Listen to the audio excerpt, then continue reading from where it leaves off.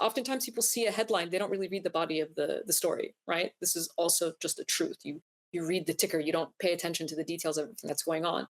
And when the stories are framed this way, if they don't have the context, how would you know? There was a headline in the New York Times recently that said, I'm paraphrasing it, but it was something to the effect of strikes in Rafah, a large mosque flattened. And that was it, right? If you don't, what if you don't know where Rafah even is? Like, why do we assume everybody knows what that is? You didn't use the word Gaza. You didn't use the word Palestinian. You didn't use the word Israel to describe what strikes. What strikes? Lightning strikes? Air strikes? Like, it's so watered down the way that the language is, and it's intentional. Again, it's done intentionally so, because if that wasn't the case, then every single day you would see headlines. Every single day you would see headlines that said, Israel killed, and then fill in the blank. X amount of women, X amount of children, this particular child, this is the story. That would overwhelm people. And then more people would be privy to that knowledge, and there would be more pressure on our officials to actually act to prevent what is happening, which they absolutely have the power to do. And not only have they not prevented anything, they've used that power, they've wielded that power to facilitate the death of those children. Brad just showed a couple of the examples of your tweets. Here we have complex sentences that avoid saying Israel's responsible for killing Palestinians equals award-winning coverage. And you have a screenshot. The New York Times wins 3 Polk Awards. The New York Times was honored for its coverage of the Israel-Hamas war. Okay, and then you have another screenshot. It says explosion. Gazans say was airstrike leaves many casualties in dense neighborhood. And then you underline by who, right? And you also underline the word lifeless, because then it says dozens were taken to nearby Al-Aqsa Martyrs Hospital, where a photographer for the New York Times saw the injured crowding the hallways and the lifeless being prepared for burial. The lifeless, that's an interesting euphemism. There's another headline you marked up. It says Gazans who sought shelter in Rafah are fleeing again, and that couldn't be redeemed. As you said, this one just couldn't be saved. So you just crossed that out and wrote, no place is safe in Gaza as Israel bombs and attacks anywhere Palestinians go.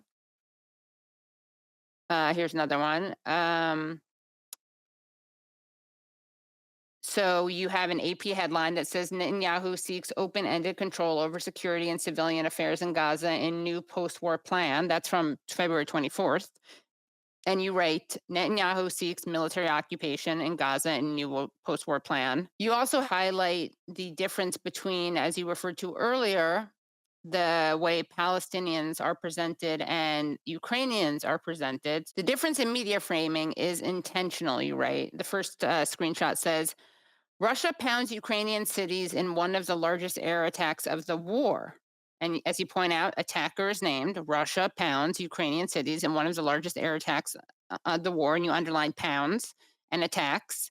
The missile and drone attacks killed at least 30 people and damaged critical industrial and military infrastructure, part of a wintertime campaign that Ukraine had been dreading. Also, there's empathy. You empathize with the Ukrainians and their dreading. Now let's compare that. Explosion Gazans say was airstrike leaves many casualties in dense neighborhood. Explosion by whom? The casualties and lifeless. When you put them next to each other, and you could do this repeatedly, because again, it's by design. This is not, and that's why I said at the very beginning, if you took the way that Aaron Bushnell's self-immolation and protest was depicted and framed in the media, and this was just one incident that they sort of depicted that way, then maybe you could make the argument, well, that wasn't intentionally done that way. But this has been the consistent case throughout. And if you can continuously see the difference, right? Ukrainians, again, rightfully so, are people sympathize with Ukrainians. There's sympathy within the language that is used to describe them. There is the idea, the very simple idea that Ukrainians have the right to self-defense, right? Ukrainians have the right to defend themselves. No one will say that about Palestinians. No, not only will they not say that about Palestinians, the political discourse is repeatedly that Israel has the right to defend itself, while Israel is carrying out mass atrocities. That's not self-defense, right? And And they're the Ukraine, occupying power. Actually, Palestinians have the right, legally speaking, to self-defense. Israel doesn't have the right to attack the people it's occupying. But no one ever will ever bring that up. You have two other ones I wanted to point out, two other really good tweets. Something that the media has been almost entirely ignoring is the ICJ. But here, a reminder that this vote came after the ICJ ruling. The US just vetoed a resolution to stop a genocide. And it says, CNN Politics, US vetoes UN resolution calling for immediate ceasefire in Gaza after proposing a temporary halt in fighting. That's what they write. And you corrected to say US again vetoes UN resolution calling for immediate ceasefire in Gaza after proposing a temporary halt in plausible genocide. And then another one that you have, Biden could have stopped this months ago, and it's an AP headline. Israeli strikes hit Rafah after Biden warns Netanyahu to have credible plan to protect civilians. And you rewrite that too. Israeli strikes hit Rafah after Biden does nothing to protect civilians. I mean, the Biden administration acts like they have no power. I mean, I think it was yesterday, if I'm not mistaken, the state spokesperson Matthew Miller in one of the briefings was basically asked about the leverage that the U.S. has to use over Israel in order essentially for Israel to do what the U.S. is asking, right? While Netanyahu is rejecting the idea of a Palestinian state outright, well, that's the policy position of the Biden administration. But you have so many tools. Just Yep, the last follow-up, sorry. But you have so much leverage over the Israelis. And this is fundamental vision of the president. So you can use all the leverage you want, including weapons that you sell to Israel, to make sure that this plan is at least on the right path for implementation, considering we have short time between now and November. So one thing I will say about that people often tend to forget is that Israel, like other countries in the region, is a sovereign country that makes its own decisions. The United States does not dictate to Israel what it must do, just as we don't dictate to any country what it must do. We present what we believe we believe Unless you invade them. Good one, Matt. We present, but come on, yeah.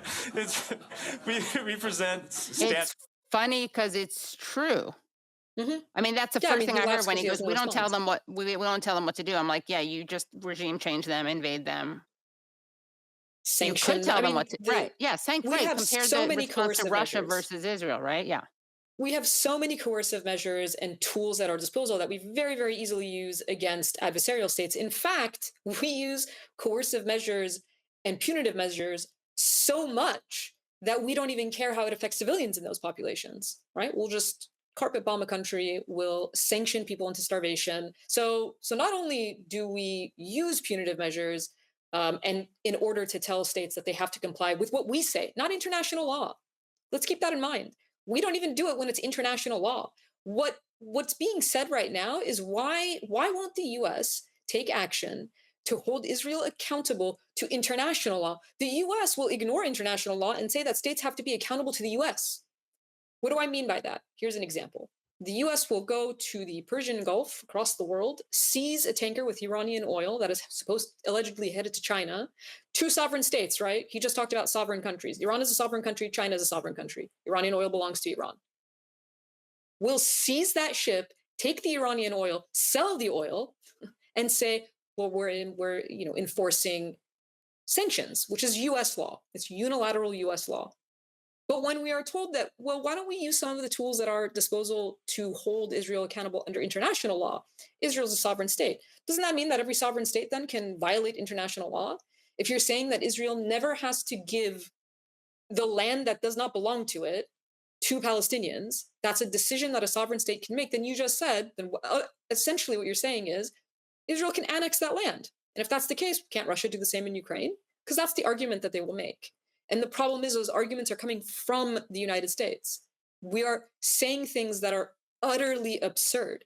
And I'm not even talking about punitive measures, right? Let's assume that that's too much to ask, that we actually use punitive measures against Israel.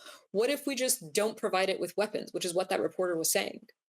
What if we just don't veto resolutions? What if we just don't give it military? What if we condition military aid? What if we support the ICJ, the actual international institutions that we claim to respect and champion? So it's like an exercise in absurdity to listen to these briefings. It's an insult to people's intelligence for someone to actually stand there and say, we don't tell anybody what to do. We tell everybody what to do all the time. It's like the number one thing we do is telling countries what to do, and all of a sudden we have no ability to do that. When in fact we have the most leverage over our allies, the most leverage over our friends. We have the least leverage over our adversaries because we've already cut so many ties. So they're not dependent on us at all, right? Like the idea that we compare it to, let's say, like a state like Iran. We're not sending military aid to Iran. We're not selling weapons to Iran. There's nothing to be cut off. We don't have that much leverage. We have a ton of leverage over Israel. That's not even punitive. But we won't do the bare minimum to stop what is happening. And we know what is happening because this has been said by every institution. Every international institution has called for a ceasefire. The only reason there is at least no call for a ceasefire is because the United States will not support it.